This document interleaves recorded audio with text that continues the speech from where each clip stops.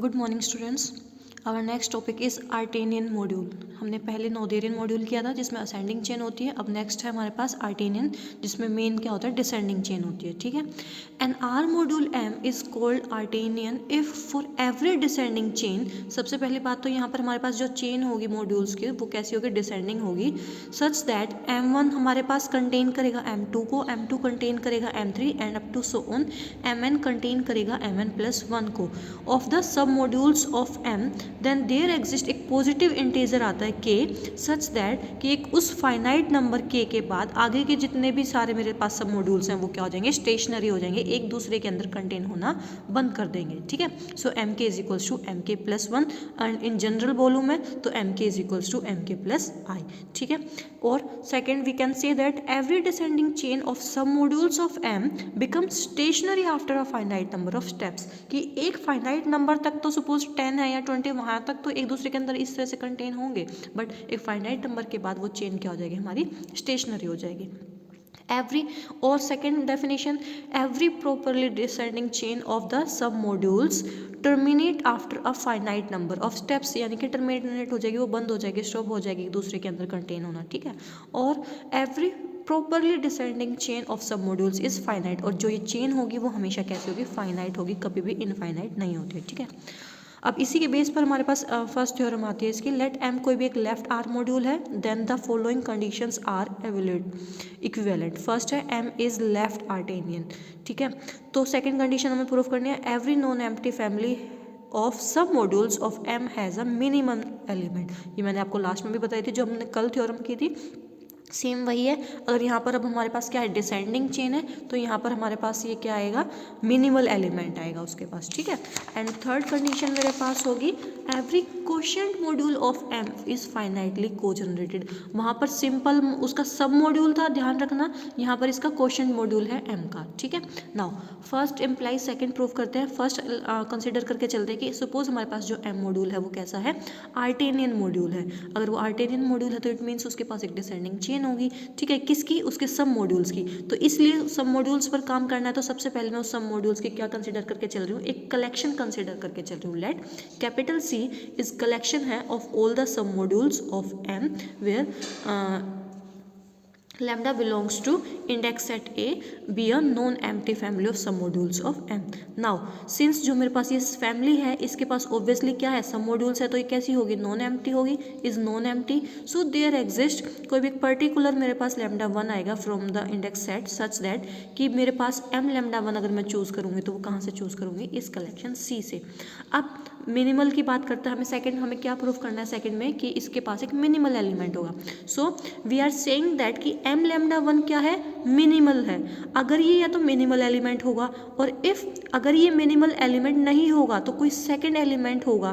देखो, सो इधर m lambda 1 is minimal element, इसके पास दो पॉसिबिलिटी है, या तो m लैम्डा 1 मिनिमल एलिमेंट होगा, और अगर ये मिनिमल नहीं है, if not minimal, then there exist a lambda 2 from the index set such that कि वो m लैम्डा 1 प्रॉपरली कंटेन करेगा किसी दूसरे को, उससे छोटा कोई और सब मॉड्यूल आ जाएगा m लैम्डा 2। ठीक है। फिर सिमिलरली इस पर बात करेंगे m लैम्डा 2 पर। अब या तो m लैम्डा 2 क्या होगा, मिनिमल एलिमेंट होगा, अगेन इधर m lambda 2 is minimal element of collection C, और अगर इफ नॉट ये नहीं है मिनिमल एलिमेंट तो अगेन वापस देयर एग्जिस्ट कोई भी एक लैम्डा 3 आएगा from the index set such that कि m लैम्डा 2 प्रॉपरली कंटेन होगा m लैम्डा 3 में, यानी कि इससे छोटा एक और आ जाएगा। ठीक है। m लैम्डा 2 कंटेन करेगा m लैम्डा 3 को। नाउ सिमिलरली इस तरह से मेरे पास जाते जाते मैं इससे छोटे छोटे और भी सब मॉड्यूल्स को दिखाती जाऊंगी कि नाउ इफ मेरे पास जो कलेक्शन है C has no minimal element then there is exist an infinite properly descending chain. अगर हम इस तरह से बोलते हैं तो यहाँ पर तो हमारे पास काफ़ी सारे सब मॉड्यूल्स हैं, तो अगर मैं 1 बाय 1 करती जाए तो मेरे पास क्या आती जाएगी, एक इनफाइनाइट प्रॉपरली डिसेंडिंग चेन आ जाएगी। बट वी नो दैट हमारे पास M कैसा था, आर्टेनियन था। आर्टेनियन का मतलब जो उसकी डिसेंडिंग चेन बनेगी वो कैसी होनी चाहिए, फाइनाइट होनी चाहिए। ठीक है। सो वही बोल रहा है this chain of some modules of M must be finite, so which is a contradiction. क्यों? क्योंकि एम हमारे पास कैसा था, आर्टेनियन था। तो अगर हमारे पास कॉन्ट्राडिक्शन है, इसका मतलब क्या है, हमारी जो सुपोजिशन है वो रॉन्ग है कि उससे बड़ा एक और, उससे छोटा एक और एलिमेंट आ जाएगा, वो मिनिमल होगा, उससे छोटा एक और आ जाएगा। नहीं, इसका मतलब क्या है, जो हमारे पास सी है, कलेक्शन है, उसके पास has must an minimal element, उसके पास एक मिनिमल एलिमेंट तो मस्ट होगा। ठीक है, अब सेकेंड एम्प्लाइज थर्ड करते हैं। सेकेंड अब की बात कि सपोज उसके पास मिनिमल एलिमेंट है, तो थर्ड हमें प्रूव करना है कि जो उसका क्वोशंट मॉड्यूल है वो क्या है, फाइनाइटली को-जनरेटेड है। Now we are given every non empty family of sub module of M has minimal element, कि उसके पास कोई ना कोई एक मिनिमल एलिमेंट तो होगा। एंड सपोज वो मैं कंसिडर करके चल रही हूँ, लेट एन एक क्या है, सब मॉड्यूल है इस एम का।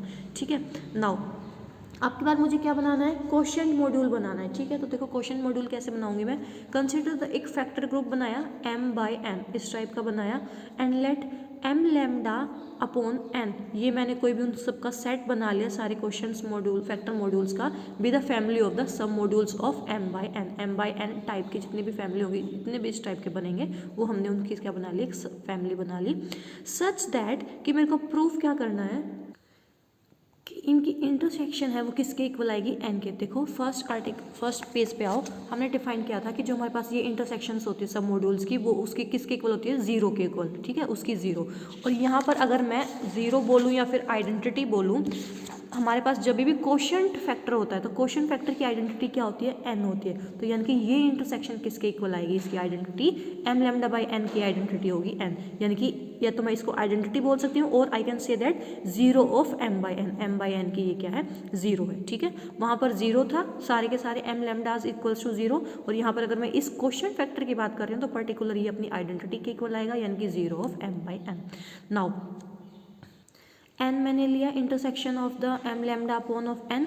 ठीक है, और वी कैन सेपरेट इट, हमने इसको एम लैम्डास के ऊपर इंटरसेक्शन पे सेपरेट कर दिया, divide by N.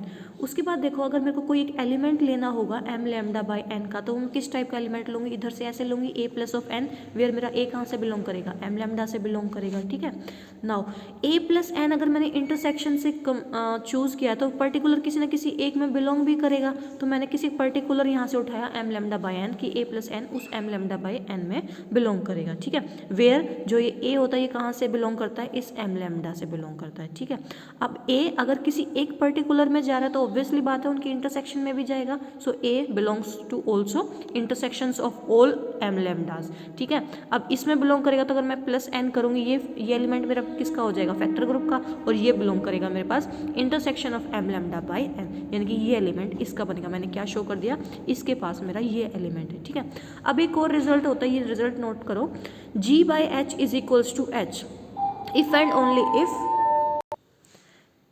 If G is equals to H. ठीक है, अगर मेरे पास G H के इक्वल होता है तो उस केस में जो मेरे पास ये फैक्टर ग्रुप होता है G बाई एच, वो किसके इक्वल आता है, H के ही इक्वल आता है। ठीक है, आज इतना ही करते हैं, नेक्स्ट वीडियो में आगे कंटिन्यू करते हैं।